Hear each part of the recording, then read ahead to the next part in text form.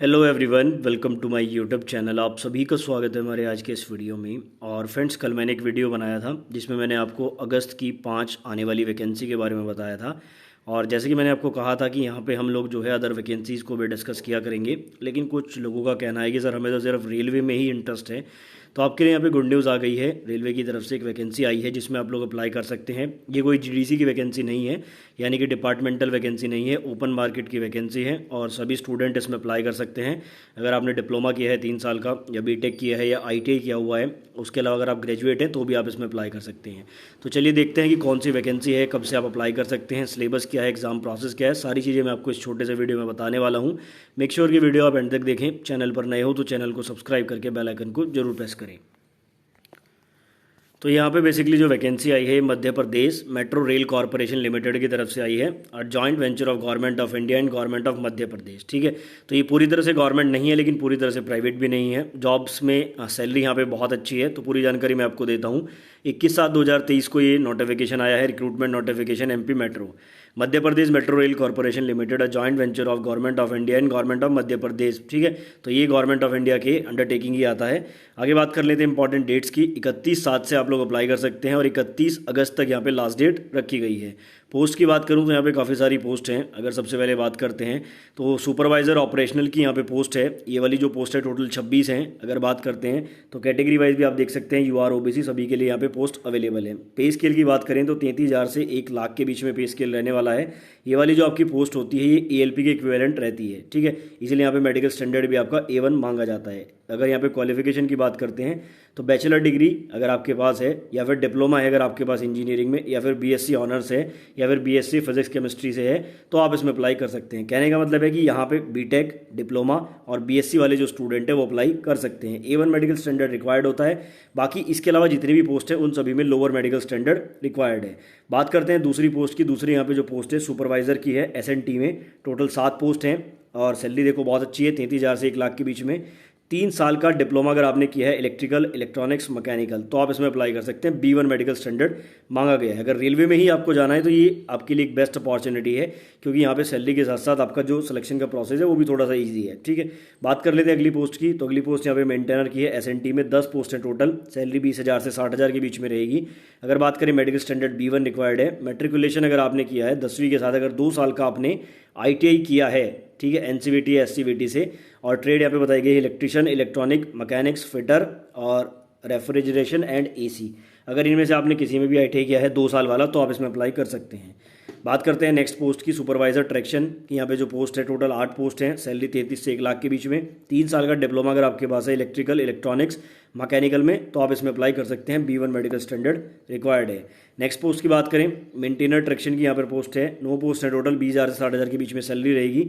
Matriculation अगर आपने किया है 10th के साथ, अगर 2 साल की आपने आईटीआई की है इलेक्ट्रिशियन, इलेक्ट्रॉनिक, मैकेनिक्स, फिटर, तो आप इसमें अप्लाई कर सकते हैं। B1 मेडिकल स्टैंडर्ड रिक्वायर्ड होता है। ठीक है, आगे बात कर लेते हैं। यहाँ पर सुपरवाइजर ट्रैक की एक और पोस्ट है जिसमें टोटल 2 पोस्ट रहने वाली हैं। 33,000 से 1 लाख के बीच में सैलरी रहेगी। 3 ईयर का डिप्लोमा मांगा गया है सिविल इंजीनियरिंग में, तो आप इसमें अप्लाई कर सकते हैं। B1 medical standard.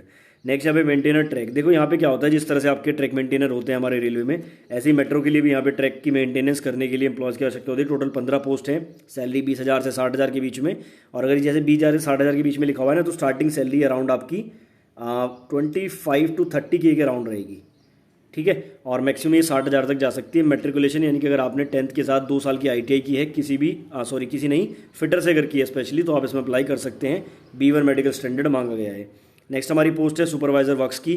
Total 2 post हैं। बाकी यहाँ पर भी 3 साल का डिप्लोमा अगर आपने किया तो अप्लाई कर सकते हैं। B1 medical standard. Maintainer works की 3 पोस्ट हैं। 20,000 से 60,000। यहाँ पे आपके 2 साल की आईटीआई होना अनिवार्य है। B1 मेडिकल स्टैंडर्ड रिक्वायर्ड है। ठीक है, इस तरह से यहाँ पे पोस्ट है। स्टोर असिस्टेंट की भी यहाँ पे पोस्ट है। टोटल 2 पोस्ट हैं। 25,000 से 80,000 के बीच में सैलरी रहेगी। और बैचलर डिग्री यानी कि अगर आपने बीटेक किया है तो आप इसमें अप्लाई कर सकते हैं। C1 मेडिकल स्टैंडर्ड यहाँ पे रिक्वायर्ड है। उसके अलावा 2 और पोस्ट हैं यहाँ पर। असिस्टेंट ह्यूमन रिसोर्स वाली पोस्ट है। 2 वैकेंसी हैं। 25 से 80,000 सैलरी। अगर आप ग्रेजुएट हैं, नॉर्मल ग्रेजुएशन मांगी गई है यहाँ पे, तो आप इसमें अप्लाई कर सकते हैं। C1 मेडिकल स्टैंडर्ड रिक्वायर्ड है। आगे बात करते हैं अकाउंट असिस्टेंट फाइनेंस की जो पोस्ट है। 2 पोस्ट हैं। 25 से 80 के बीच में सैलरी। B.Com, M.Com अगर आपने किया है तो आप इसमें अप्लाई कर सकते हैं। C1 medical standard. Total post यहाँ पे 88 है। तो मैंने आपको बता दिया है ITI, डिप्लोमा, इंजीनियरिंग और जो नॉर्मल ग्रेजुएट है उनके लिए भी यहाँ पे पोस्ट है।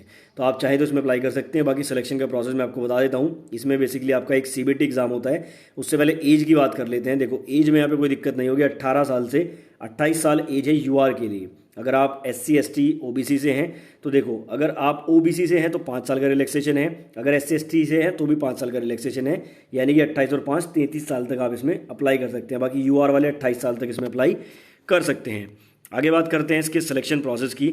तो यहाँ पे आपका बेसिकली एग्जाम होगा जैसे रेलवे में होता है। तो यहाँ पे देखो सिर्फ जो पहली पोस्ट है आपकी, जो मैंने आपको बताया ALP के इक्विवेलेंट है, उसमें आपका एक CBT होगा, फिर साइको टेस्ट होगा, फिर DV और मेडिकल होगा। बाकी जितनी भी पोस्ट हैं उसमें सिर्फ आपका एक ही एग्जाम होना है, एक CBT, और उसके बाद DV और मेडिकल। ठीक है, तो सिर्फ एक ही एग्जाम के आधार पर यहाँ पर आपका सिलेक्शन हो रहा है। रेलवे में आपको जॉब भी मिल रही है। ठीक है, फैसिलिटीज़ भी अच्छी हैं, सैलरी भी अच्छी है, और सिलेक्शन का प्रोसेस आसान है, इसलिए आप इसमें अप्लाई जरूर करें। ठीक है, 1/4 की यहाँ पे नेगेटिव मार्किंग रहती है। बात करें अगर हम लोग क्वेश्चन पेपर की, तो यहाँ पे मैं उसकी जानकारी भी आपको दे देता हूँ, लेकिन उससे पहले कुछ बातें आपको जान लेनी है। सबसे पहले तो ये वेबसाइट यहाँ पे बताई गई, इसी वेबसाइट से आपको अप्लाई करना है। इससे अप्लाई करने के बाद अगर हम बात करते हैं तो इसमें कुछ और इंपॉर्टेंट पॉइंट्स भी बताए गए हैं। जैसे हम नीचे आते हैं तो यहाँ पे इन्होंने कहा कि जो एग्जामिनेशन सेंटर है वो आपका मध्य प्रदेश में ही रहेगा। सिटीज़ बताइए इन्होंने, भोपाल, ग्वालियर, इंदौर, जबलपुर और उज्जैन। तो अगर आप किसी भी स्टेट से अप्लाई कर रहे हैं तो ये बात आपको ध्यान में रखनी है कि पेपर देने आपको यहीं पे जाना होगा, तभी आप सोच समझ के इसमें अप्लाई करें। क्योंकि अगर आपको ये लग रहा है कि नज़दीक में आपको सेंटर मिलेगा तो ऐसा नहीं होगा। ठीक है, उसके बाद बात करते हैं फ़ीस की। 590 रुपये फ़ीस है जनरल OBC के लिए, और SC ST WS के लिए 295 रुपये फ़ीस रखी गई है। ठीक है, ऑनलाइन आपको फॉर्म भरना है। उसके बाद 2 घंटे का आपका एग्जाम होगा, यहाँ पे साफ साफ लिखा हुआ है। CBT आपका ऑनलाइन मोड में होने वाला है, 2 घंटे का, 120 क्वेश्चन आपके रहेंगे। 1/4 की नेगेटिव मार्किंग भी यहाँ पे रहने वाली है। पेपर जो है आपका वो हिंदी और इंग्लिश सिर्फ 2 ही लैंग्वेज में आएगा। तो बाकी किसी लैंग्वेज में आप एक्सपेक्ट मत करना, इंग्लिश और हिंदी 2 ही लैंग्वेज में आपको पेपर देखने को मिलेगा।